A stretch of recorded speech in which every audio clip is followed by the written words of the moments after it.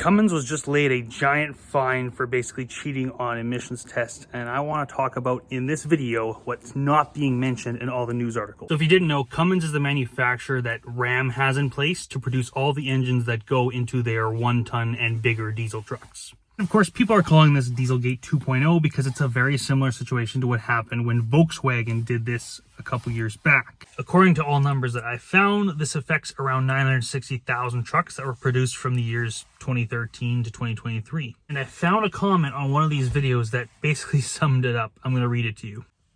The biggest shocker will be to find out for them how many of these trucks have already had the emission systems taken off, which tells you how useful the customer base finds the emission systems that the EPA requires these manufacturers to actually meet. Now, if I'm being honest, 1-ton trucks like Rams and the diesel engines that Volkswagen produce are one thing, which are just about efficiency.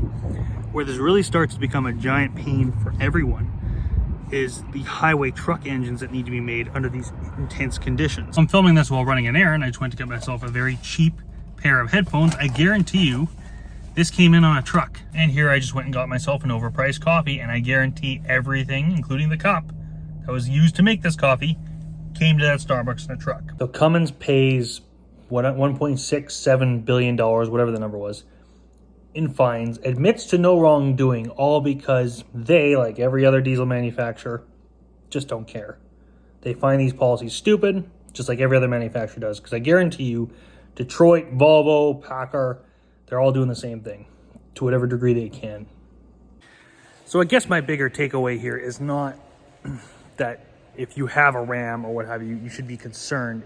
There should be a bigger conversation about what these policies actually do and just how dumb they are to begin with. And a lot of you already know that. I was talking to a friend of mine who does oil field work. He operates a crane to help run rigs and whatnot. And he talked about people who were bringing in marine diesel engines because they were exempt. So brand new engines that did not have to run DEF fluid, which I thought was just so funny. But just the extreme lengths that we are all going to here to not run these absurd systems. And I wondered, why were marine engines exempt? And it's because they fought for that individually because they didn't want those giant cargo ships way out in the oceans to break down. So they get that luxury, but trucks don't. I find that whole thing funny. So I'm officially starting, if this whole conversation was half interesting and this subject interests you and you want to be up to date, I have a newsletter I'm starting for diesel related subjects. So what the manufacturers are doing, what the policies are, what cool tools might be coming down the line that some of you might be interested in.